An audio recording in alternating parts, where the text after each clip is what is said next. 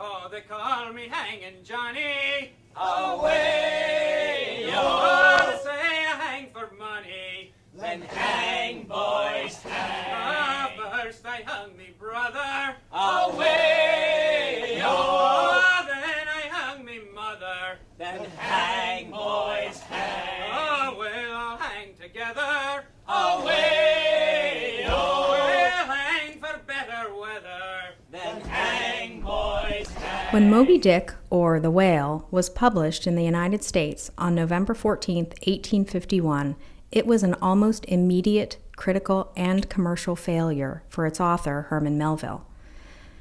Melville had met with great success with earlier novels, but Moby Dick just didn't hook readers or reviewers, and it sold only 3,700 copies between its publication and Melville's death 40 years later.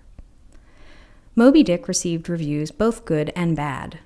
Some reviewers saw it as brilliant and unconventional, but many were simply flummoxed by its shifting format and voices, its drifting narrative, and its seemingly erratic digressions.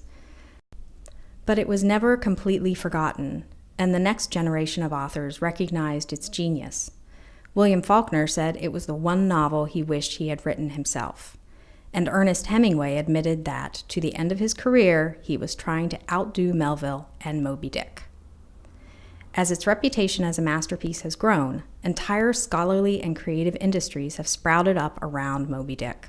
Studies of sources, interpretations of symbolism, and also movies, graphic novels, children's books, illustrated fine press editions, artist responses, tattoos, and even shower curtains, all inspired by the white whale. Have you read Moby Dick? I only read this novel for the first time about a year ago. It continues to hold me fast. With its history, its sweeping variety of form, its sense of humor, its love of language, and its humanity in microcosm. And as a librarian who works with primary sources of many kinds, from books to maps to manuscripts and objects, I also found myself heading to the library's collections again and again as a result of this novel, searching for maps about where whalemen went in search of whales, looking for different illustrated editions of the novel, seeking out source documents that inspired Melville, and hunting for materials about whales and the history of the whaling industry. Here are a few things I've found in New York Public Library's collections that reveal something of Moby Dick's sources, history, and continuing inspiration.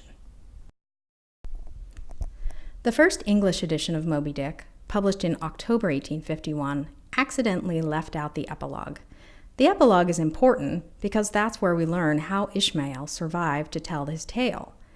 This first American edition, published by Harper & Brothers 1 month later, corrected this error, but the negative criticism from the other side of the Atlantic, responding in part to the lack of logical explanation of who the narrator was and how he came to share his story, continued to haunt Melville. Melville himself had been a whaleman and knew from personal experience all about the dangers of lengthy whaling voyages, but his tale was influenced by another whaleman's experience as well. Owen Chase published his Narrative of the Most Extraordinary and Distressing Shipwreck of the Whale Ship Essex of Nantucket, which was attacked and finally destroyed by a large spermaceti whale in the Pacific Ocean, with an account of the unparalleled sufferings of the captain and crew in 1821. Chase's harrowing account of a ship stove by a whale and the crew's struggle to survive after the attack inspired Melville in his creation of A Vengeful Whale. Melville owned a copy of this account, given to him by Chase's son, and after he met the ship's captain, George Pollard Jr., Melville wrote inside his copy, "Met Captain Pollard on Nantucket. To most islanders a nobody. To me, one of the most extraordinary men I have ever met." But life aboard a whale ship wasn't all tragedy and trypots.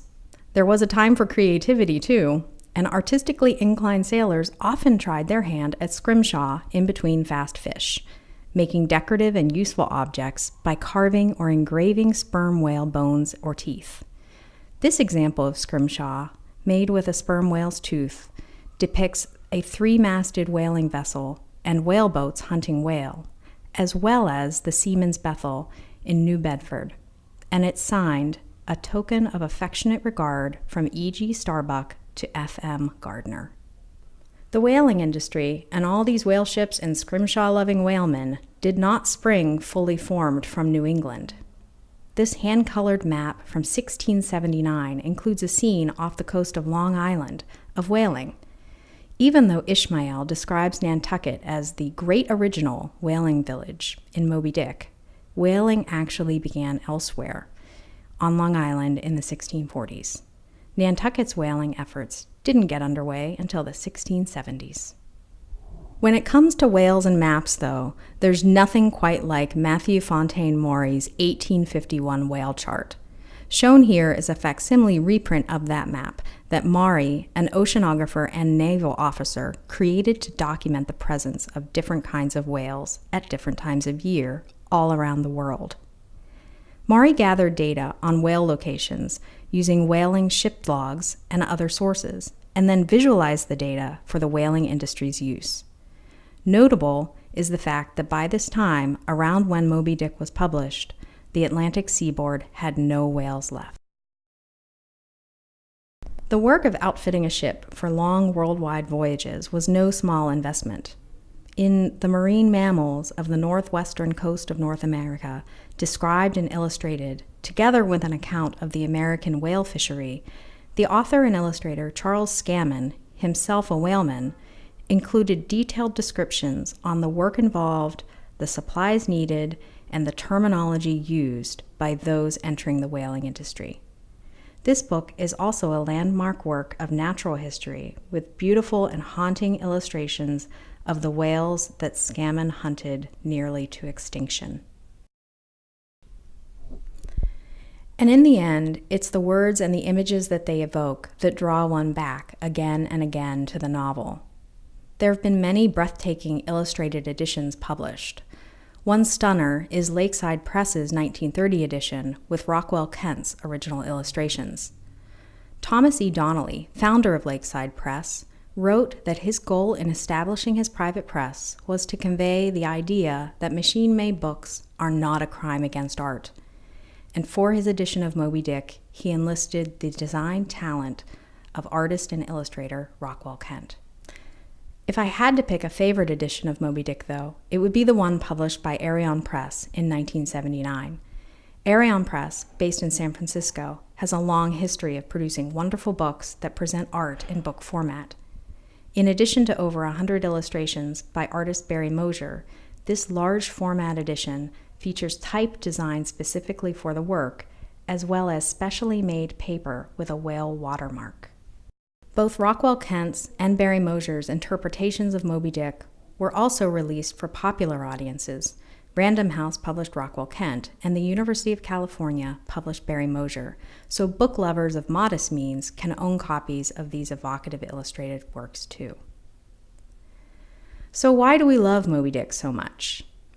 I expect that each of us has her own answer to this question.